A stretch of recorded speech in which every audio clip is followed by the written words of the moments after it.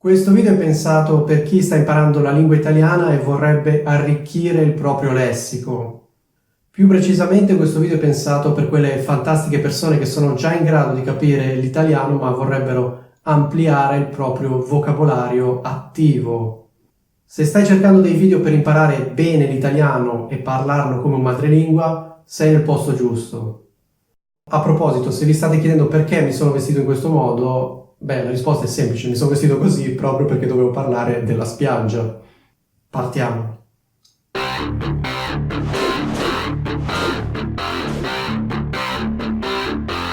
Ciao a tutti, io sono Luca e in questo video volevo parlare delle parole collegate alla spiaggia. Se state guardando questo video sapete che cos'è la spiaggia, quindi non è necessario che io vi spieghi che cos'è la spiaggia. Comunque sia, la spiaggia è quel luogo piuttosto particolare in cui vanno molte persone quando sono in vacanza. A proposito, se vi state chiedendo perché io mi sia vestito in questo modo,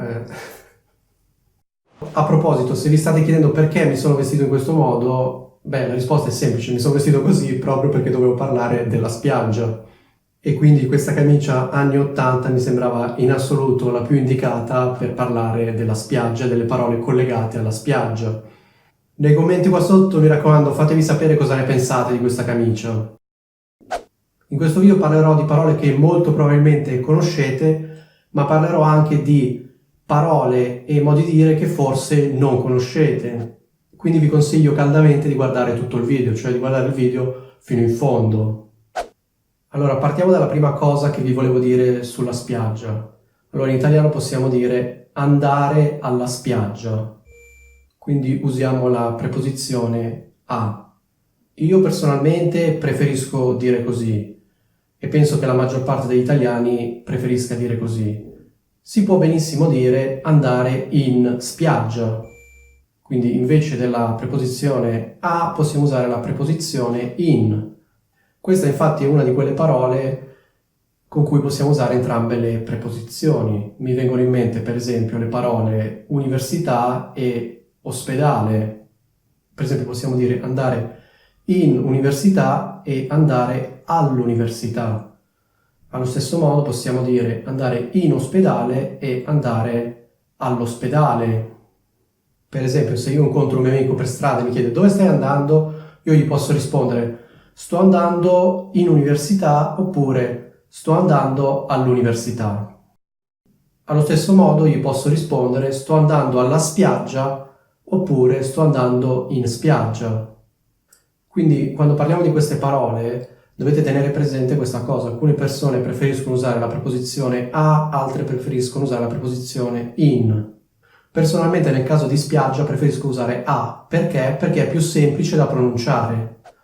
O meglio, la pronuncia è più scorrevole. Perché se io dico alla spiaggia è un conto, se dico in spiaggia è un altro. Voi mi potreste dire vabbè, ma Luca, qual è la differenza? A me sembra uguale. La differenza è che per motivi di articolazione delle consonanti, dire alla spiaggia è più facile, la pronuncia è più scorrevole. E sarà proprio per questo motivo che nell'italiano antico non si diceva in spiaggia, ma si diceva in ispiaggia, cioè si aggiungeva una vocale. Quindi nell'Ottocento le persone dicevano sto andando in ispiaggia e non sto andando in pausa spiaggia. Quindi in altre parole veniva aggiunta una vocale che facilitava la pronuncia.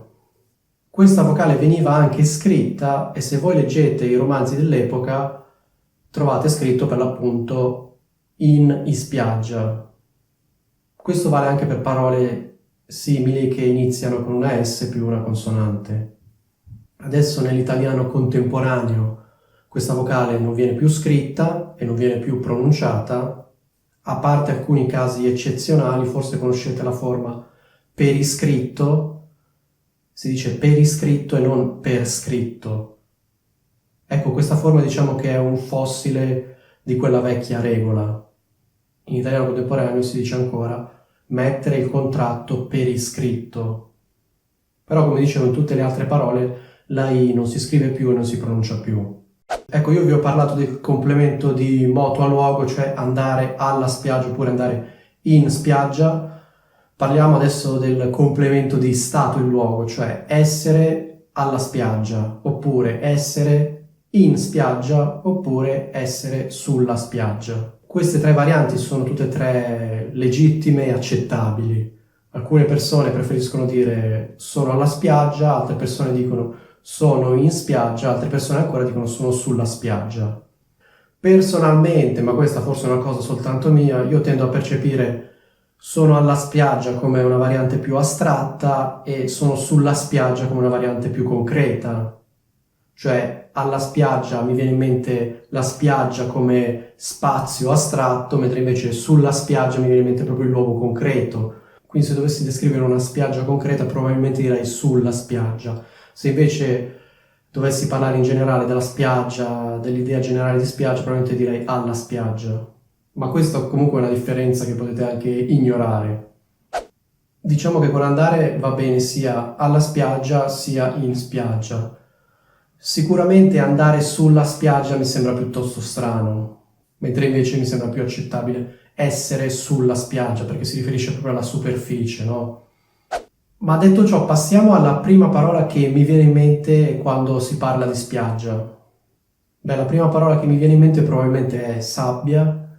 Cos'è la sabbia? La sabbia è quella specie di terra che si trova sulla spiaggia. Non si chiama terra, ma si chiama sabbia. Il sostantivo sabbia molto probabilmente lo conoscete, forse non conoscete l'espressione granello di sabbia. Che cos'è un granello di sabbia?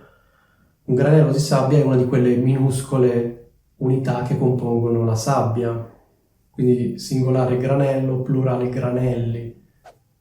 Quindi ecco, fate attenzione che in italiano si dice granelli di sabbia e non, per esempio, chicchi di sabbia. Probabilmente conoscete la parola chicco, chicchi, che viene usata per esempio in riferimento al grano, un chicco di grano, oppure in riferimento al mais, un chicco di mais, oppure in riferimento al riso, un chicco di riso. Il chicco evidentemente è più grande del granello. Nel caso della sabbia parliamo di granelli e non di chicchi. L'aggettivo che deriva dal sostantivo sabbia è sabbioso, quindi sabbioso, sabbiose, sabbiosi, sabbiose. Per esempio potremmo dire terreno sabbioso. Dal sostantivo sabbia poi c'è il verbo sabbiare, che sinceramente è un verbo piuttosto tecnico e probabilmente nella vostra vita non vi servirà mai usare questo verbo. Ve lo spiego, ma vi dico subito che è un verbo tecnico. Sabbiare indica il processo che in italiano viene chiamato sabbiatura per l'appunto, quindi sabbiare è il verbo, sabbiatura è il nome del processo. La sabbiatura è quel processo che consiste nel levigare una determinata superficie usando la sabbia. E c'è uno strumento fatto apposta che, se non ricordo male, si chiama pistola sabbiatrice. Queste comunque sono parole tecniche. C'è invece un verbo composto, insabbiare, che viene usato anche nel linguaggio corrente. Quindi sabbiare non viene usato praticamente mai. Insabbiare invece è un verbo molto più comune. Letteralmente insabbiare vuol dire ricoprire di sabbia. Viene usato però in senso figurato con un significato piuttosto particolare.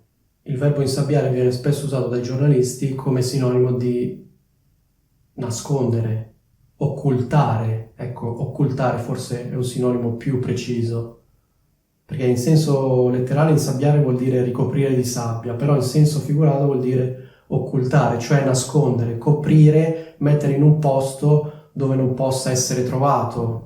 Quindi se una persona insabbia qualcosa vuol dire che la nasconde, la mette in un posto in modo che gli altri si dimentichino di questa cosa. E quindi spesso i giornalisti parlano di insabbiamento delle prove. Che cos'è l'insabbiamento delle prove? È l'occultamento delle prove, cioè qualcuno ha trovato delle prove che potrebbero essere utili in un determinato processo, potrebbero essere utili per capire, per esempio, chi ha commesso un omicidio. Questa persona prende le prove e le nasconde. Ecco, spesso i giornalisti dicono che la persona ha insabbiato le prove, perché fondamentalmente le ha nascoste, le ha occultate. Evidentemente se voi ricoprite qualcosa con la sabbia, poi le altre persone non la vedono. Spesso l'insabbiamento delle prove è una cosa che viene fatta dalle persone che si occupano dell'indagine. Per esempio, se i poliziotti, i carabinieri arrivano sulla scena del crimine e trovano delle prove che poi però fanno sparire, cioè nascondono, si può parlare di insabbiamento delle prove. Se per esempio è stata uccisa una persona e sul luogo dell'omicidio c'è un martello e questo martello viene fatto sparire, si può parlare di insabbiamento delle prove. Ecco, io vi ho fatto l'esempio più semplice, il caso più semplice, cioè una persona prende l'oggetto e lo fa sparire, come se l'oggetto non fosse stato presente lì sulla scena del crimine. Questo è il caso più semplice. Ci sono chiaramente sistemi più sofisticati di insabbiamento delle prove e purtroppo in passato ci sono stati casi di questo tipo in cui le persone che dovevano fare le indagini poi in realtà nei verbali hanno omesso determinati particolari e questo rientra sempre nel discorso dell'insabbiamento. Va anche detto che le parole insabbiamento e insabbiare vengono usate anche in senso più generale, in senso lato, per dire ostacolare o intralciare qualcosa, cioè rallentare qualcosa in modo che poi alla fine le persone se ne dimentichino. Quindi non è tanto un discorso di nascondere, di occultare, ma di prendere qualcosa, metterla da parte, di modo che poi questa cosa finisca, come diciamo in italiano, nell'oblio, cioè venga dimenticata. E in questo caso si parla per esempio di insabbiamento di un procedimento, insabbiamento di un processo, insabbiamento di una domanda. Per esempio, magari voi presentate una domanda, un'istanza, però ci sono delle persone che hanno interesse affinché questa domanda non venga accolta, cioè che non si faccia niente e quindi magari nell'ufficio questa domanda viene insabbiata, cioè viene messa da parte. Cioè le persone prendono la vostra richiesta invece di dire ah dobbiamo fare questo, questo, questo e quest'altro, la prendono e la insabbiano. Quindi ecco, insabbiare può voler dire nascondere determinate cose oppure mettere da parte determinate cose. Evidentemente le persone lo fanno perché hanno interesse a farlo e in passato ci sono stati proprio dei casi clamorosi che poi sono stati pubblicati sui giornali in cui per l'appunto determinate persone, determinati funzionari hanno insabbiato delle prove oppure hanno insabbiato determinate cose. Poi la sabbia è collegata sicuramente ai castelli. Cosa fanno i bambini sulla spiaggia? Fanno i castelli di sabbia. Ecco, colgo l'occasione per fare una precisazione. Volendo si potrebbe dire costruire un castello di sabbia, però diciamo che tutti dicono fare un castello di sabbia. I castelli di sabbia sapete cosa sono, quindi non è necessario che io ve li spieghi. Che strumenti usano i bambini per fare i castelli di sabbia? Usano quelli che noi in italiano chiamiamo il secchiello e la paletta. Il secchiello è un piccolo secchio e la paletta è una piccola pala. Un'altra cosa che usano i bambini con la sabbia sono le formine, cioè sono degli oggetti di plastica con una forma particolare, può essere un cerchio, un quadrato, una stella oppure un animaletto. Ecco, i bambini usano questi per fare delle forme di sabbia.